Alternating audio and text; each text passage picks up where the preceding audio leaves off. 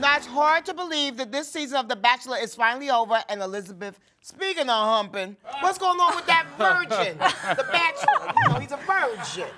That's the only thing you know about him, and I love that. The only thing I know about The Bachelor is that they have a guy who's a virgin. Okay, well, you're about to learn a lot more about The Bachelor because we've got to talk about that crazy, insane finale, Bevy. Okay. So last week, The Bachelor, Colton Underwood, was dumped hard by Cassie. He was so upset that he jumped over that super tall fence, miraculously. Now, I do know about this because he looked like the $6 million man. I mean, it was incredible. He did it in one fell swoop. I have no idea how he did it. It still makes no he's an athlete, sense. Though, right? He is an athlete, but that's a tall fence. He has but anyway. a very strong core.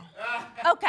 Anyway, Bevy, then on Monday, he broke up with the two final women, Tasia and Hannah G, so there were no women left on the finale, which has never happened before. Well, then last night, he begged Cassie to take him back, and they ended up going on a date. And then you could see, because they do the live after show called After the Final Rose, you could see they're very happy together in present day. So this was really unprecedented. You've never had such a realistic Bachelor. And I have to say, I didn't love this season, but after the finale and the fence jumping episode, I really think, no, but truly, I think that Colton was super realistic, very heartfelt, and I think he brought some reality to a show that usually isn't very realistic, which I love too. But anyway, he's like one of my all-time favorite Bachelors now, so, which is saying a lot. But we also officially learned that Colton's ex, Hannah B, is going to be the new Bachelorette. Okay. Now, Bevy, since you're not a Bachelor expert, admittedly, Hannah B is different than Hannah G, which is the Hannah that Colton dumped.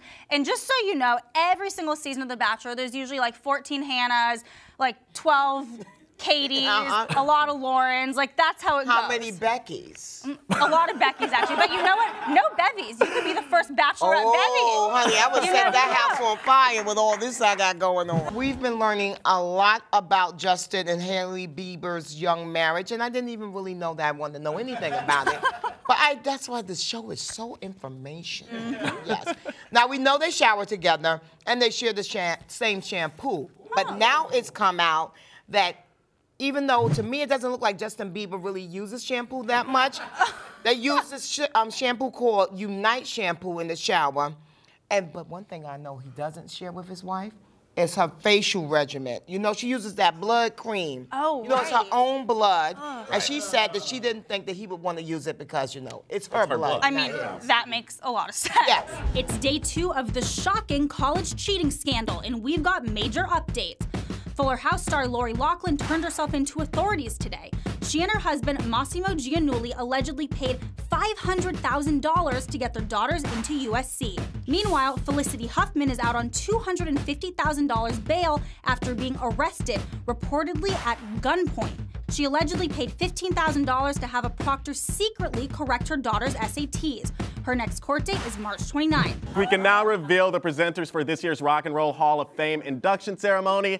Some of the highlights include HarryStyles presenting for Stevie Nicks, Queen guitarist Brian May is presenting for Def Leppard, and JanelleMonae is presenting for Janet Jackson. Yeah, so you'll be there in full Rhythm Nation regalia. I will absolutely be there. I don't think I'll be wearing anything from Rhythm Nation, but I will be there. The ceremony is March 29th at Barclays Center in Brooklyn. Awesome. Do you think you'll do the choreography, though? You'll have to wait and see, Bevy. I hope to be there with you. Oh, there he goes. He started. There we go. Way to go Wednesday. We're saluting another boss lady, Miss Kimora Lee Simmons. Now, she brought back her iconic fashion brand, Baby Phat, and is relaunching this year. Now, you remember, Carlos, did she create this brand around 20 years ago? I'm sure you remember from when you were a little kid.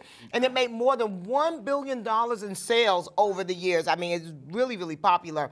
Now, Baby Phat was, of course, very popular with all kinds of big, iconic stars in the 90s and the 2000s.